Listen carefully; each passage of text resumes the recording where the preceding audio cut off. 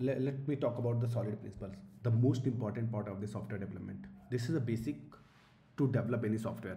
अगर आपको ये पता है तो बहुत अच्छी बात है, आप बहुत अच्छा सॉफ्टवेयर डेवलप कर सकते हैं। उसके एक तरीके से आप कह सकते हैं आपको रूल्स पता है कैसे सॉफ्टवेयर, क्योंकि कोई भी चीज़ करने से पहले अगर आपको उसके रूल्स पता है तो आप बेहतर तरीके से उसको और अचीव कर सकते हो, उसके अप्रोच कर सकते हैं। So let's talk about what is the solid principles. Solid principles क्या होते हैं? बेसिकली हमारे पास सेट ऑफ 5 डिज़ाइन प्रिंसिपल्स होते हैं जो सॉफ्टवेयर बनाने में, मेंटेन करने में, scalable, robust, this principles are used. और ये बहुत ही अच्छा मतलब कह सकते हैं ये principle helps developer to manage complexity and avoid common pitfalls in software design, right. इसके बेनिफिट्स देख सकते हैं क्या है। हमारे पास सबसे पहले मेंटेनेबिलिटी होती है। बेसिकली जब हम कोड उसको लिखते हैं तो क्या करता है कि मेंटेन हमारा अच्छा हो सकता है। अगर हमने सॉलिड प्रिंसिपल को फॉलो किया है कि अगर हम एक पार्ट को चेंज करें तो दूसरा पार्ट इंपैक्ट नहीं करेगा, तो हमारी रिस्क रिड्यूस कर सकता है, जो बग्स रिड्यूस करता है, इंट्रोड्यूसिंग बग्स जो है रिड्यूस कर सकता है if you use this solid principles basically. The next thing scalability.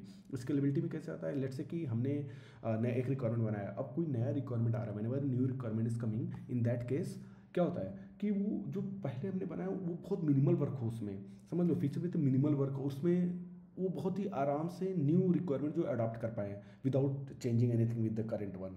तो इसे हम एक्सटेंसिबिलिटी आप कह सकते हैं कि doesn't required, that's why how scalable is, right. Stability में क्या है कि अगर हमने सॉलिड प्रिंसिपल को फॉलो किया और कोड लिखा हुआ है तो उसके इसमें क्या होता है कि वो लूजली कपल्ड होते हैं जब तो two different type of code, तो उसको टेस्ट करने में आसानी होती है हमें।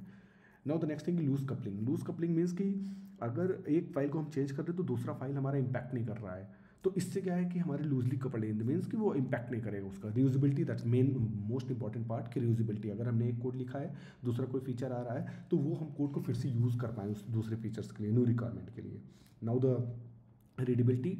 If we are building one software engineer is developing any software, अगर वो लीव कर गया company, no the next software developer जब व्हेन इट कम्स तो उस चीज़ को हैंडल कर सके, उस चीज़ को समझ सके। This is what called readability. Next in next video will talk about other part.